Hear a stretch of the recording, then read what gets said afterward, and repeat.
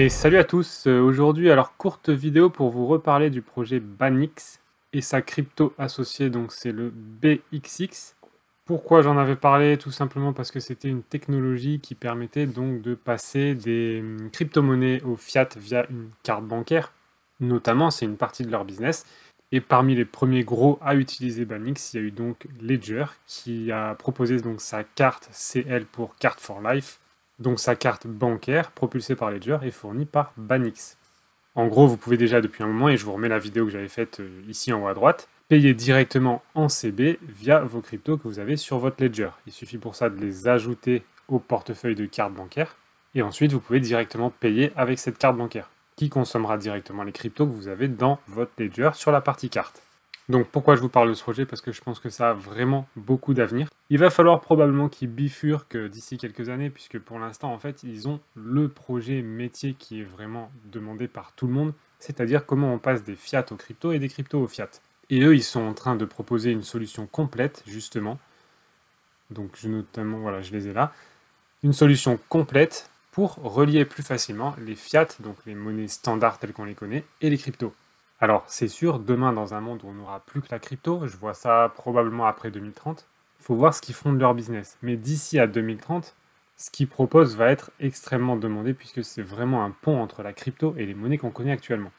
Donc, comme fonctionnalité, par exemple, ils ont les IBAN as a service. Donc là, vous pouvez, par exemple, avoir un compte sur lequel vous recevez de l'argent via des virements en IBAN, donc des virements bancaires standards, mais avec notification, ce qui vous permet de les gérer, de les recevoir, et pourquoi pas après de les transformer en crypto.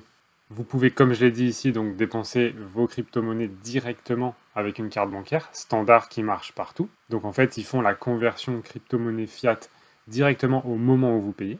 Et finalement, c'est pas mal tout ça aussi. Par exemple, quand on est dans un bull run, encore mieux. J'avais accumulé en fait des Ethereum, des XRP et des BXX sur ma CB. Enfin, sur la partie du compte CB sur la Ledger. Et j'avais fait ça il y a 8 ou 10 mois. Et en fait, là, le montant que j'avais sur la carte, il a déjà triplé. Donc c'est sûr, laisser des cryptos dans un bear market sur la partie carte, c'est pas forcément le plus rentable. Donc de toute façon, il y aura aussi la possibilité de déposer directement en USDT ou en USDC pour être un peu plus stable. Donc ensuite, eux, ils bossent avec Visa et Mastercard, ce qui leur permet d'avoir des cartes de crédit et de débit internationales. Ensuite, ils offrent ici des taux d'échange et des frais donc interbancaires ou internationaux à très bas coût, mais ça, je pense que c'est tout simplement parce qu'ils utilisent et ils maximisent tout ça avec la crypto-monnaie. Et ils ont des solutions crypto. Ça, je sais pas du tout ce que c'est pour l'instant, j'ai pas creusé plus que ça.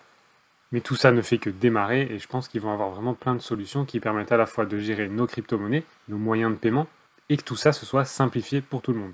Donc du coup, leur partenariat avec Ledger, ça les a fait connaître davantage. Pour autant, à l'époque, ça pouvait être un partenaire unique et pas forcément important. Mais là, ce qui se prépare, ça va être gros. Donc, pensez vraiment à cette crypto-monnaie parce qu'elle est encore toute petite. Le projet est minuscule, mais à mon avis, ça a du gros potentiel. Donc, dans Ledger, ça permet quoi? Ça permet d'avoir une carte bancaire complètement gratuite. Il n'y a donc pas de frais et il y a 2% de cashback à chaque fois que vous faites un paiement si vous stockez votre argent en BXX dans le compte carte. Là aussi, vous voyez le potentiel. Plus il va y avoir de monde qui commande cette carte, plus il y a de gens qui vont les stocker en BXX. Un, parce que le BXX va monter, et deux, parce que c'est là qu'il y a le plus gros cashback. Donc cashback, pour ceux qui ne savent pas ce que c'est que par exemple, si vous dépensez 100 balles avec la carte crypto, et que vous aviez par exemple de la crypto BXX à hauteur de 1000 balles, j'en sais rien, ben en fait ça va vous débiter 100 balles de BXX, mais ça va vous ajouter 2%, donc 2 euros, à vos BXX. Donc en gros, c'est comme si vous payiez 98% du prix. Ensuite, qu'est-ce qu'ils ont? Donc là, comme je vous disais, il y a effectivement donc un compte pour la carte bancaire, c'est le compte que vous voyez là, et vos comptes de crypto qui sont dans la Ledger. Les deux sont décorrélés et vous pouvez faire des transferts de l'un à l'autre. Il y a un système d'emprunt aussi, donc j'ai pas creusé puisque ça ne m'intéresse pas. Et franchement, je déconseille fortement les emprunts avec comme collatéral de la crypto en ce moment.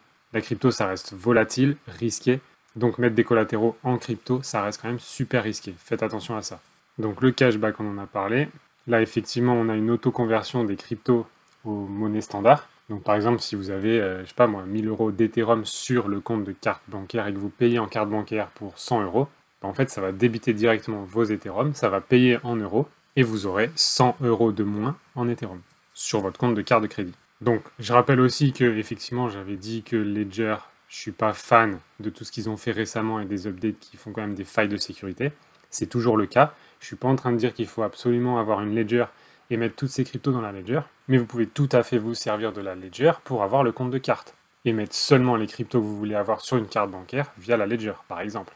Il faut savoir aussi utiliser tous les projets d'une manière intelligente, et pour diminuer le risque.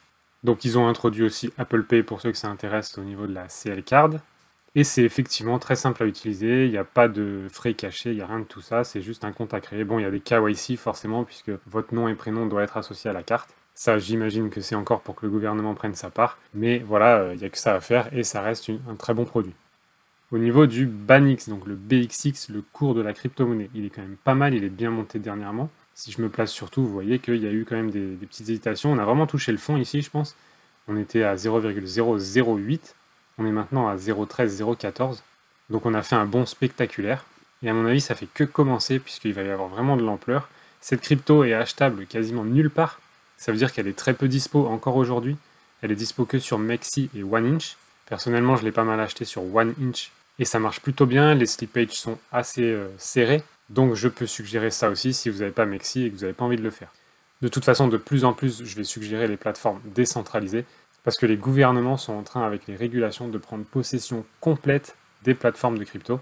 Tout le monde va être traqué sur ces plateformes centralisées, donc comme Kraken, Mexi, Bybit, BitGet, etc. Alors que ce sera beaucoup plus compliqué à traquer tout le monde sur les plateformes décentralisées. Donc je recommande un maximum ce genre de plateforme. Donc on est ranké 1466 sur le BXX, ce qui est assez loin, avec un market cap de 2,7 millions de dollars. C'est absolument rien du tout. C'est pour moi un projet qui peut facilement aller à 100 millions, voire 1 milliard de capitalisation boursière. Et n'avalez pas tout ce que je dis bêtement. Vraiment, allez creuser, faites vos recherches et imaginez ce que sera la suite en fait dans le monde financier. Là aujourd'hui, il nous manque des acteurs qui permettent de relier les deux mondes, de payer simplement en carte de crédit dans le monde de tous les jours, grâce à nos crypto-monnaies, sans avoir la complexité de devoir les échanger à tout va. Et ça fait que commencer. Donc ici, on est à 0,14, on va bientôt récupérer le all-time high de 0,23, après ce sera complète discover. Imaginez ensuite que la plupart des échanges commencent à le voir et à le lister, que eux aussi vont demander les listings. Il sera disponible de plus en plus, et à mon avis, il va faire un bond à chaque plateforme sur laquelle il devient disponible. Alors, petit bémol, il y a effectivement encore peu d'offres en circulation. Ça veut dire qu'on va avoir beaucoup de tokens rajoutés au fil de l'eau sur le marché, mais je pense quand même que la pression acheteuse va être supérieure à l'offre qui va augmenter. Donc ça, il faudrait aller voir un peu plus en détail les tokenomics, ce que je ferai dans une prochaine vidéo, pour voir un petit peu comment ça va évoluer. D'ailleurs, je vous prépare une vidéo la prochaine fois qui va vous expliquer un petit peu plus ce que c'est que le market cap, comment ça marche, et comment le prendre en compte pour savoir où vont aller les altcoins, quels seront les prochains prix qu'ils peuvent atteindre, et ne pas se faire avoir sur des cibles qui sont beaucoup trop éloignées. Donc ensuite, pour continuer avec ce projet, ils ont récemment levé 20 millions de dollars, ce qui est plutôt positif pour la suite, et c'est assez récent. Et ils ont signé un partenariat de 3 ans avec Mastercard pour le Royaume-Uni et l'Europe. Selon eux, le financement permettrait donc à l'entreprise de l'aider à introduire ses services aux États-Unis et en Amérique latine plus tard cette année. Et ça, s'ils arrivent à prendre le marché des US et de l'Amérique latine, là, ça va être spectaculaire ce qu'on va voir arriver dessus et la valeur qui va rentrer dans ce projet. Autre excellente nouvelle à propos de ce projet, depuis un moment MetaMask explore la création d'une carte crypto avec Mastercard. Donc l'objectif ici c'est d'avoir une carte bancaire qui consomme directement vos crypto-monnaies depuis MetaMask. Là la boucle est bouclée, MetaMask devient un super portefeuille avec paiement en carte bancaire aussi, dans le monde réel. Et ils sont en train de tester la carte bancaire de BANX. Donc là je vous laisse imaginer si MetaMask finalise son partenariat avec BANX et qu'ils se mettent à fournir une carte bancaire pour MetaMask. Là, on a un vrai système, un vrai wallet complètement décentralisé qui peut directement payer par carte. Et vu le nombre d'utilisateurs qui utilisent MetaMask, ça pourrait prendre une ampleur de dingue. Donc, à vous de voir ce que vous avez envie de faire. Moi, je vous parle de cette crypto, je vous en ai déjà parlé. Leur crypto a déjà fait de très bons résultats, puisque ici, du plus bas jusqu'à maintenant, on est quasiment à x20, le tout en restant à une capitalisation très faible. Donc, je pense qu'il y a vraiment quelque chose à faire avec cette crypto-monnaie. À vous de voir, à vous de faire vos choix, à vous de réfléchir et d'analyser le truc. En attendant, maintenant, vous la connaissez. Allez, je vous retrouve sur une prochaine vidéo et je vous dis à très vite.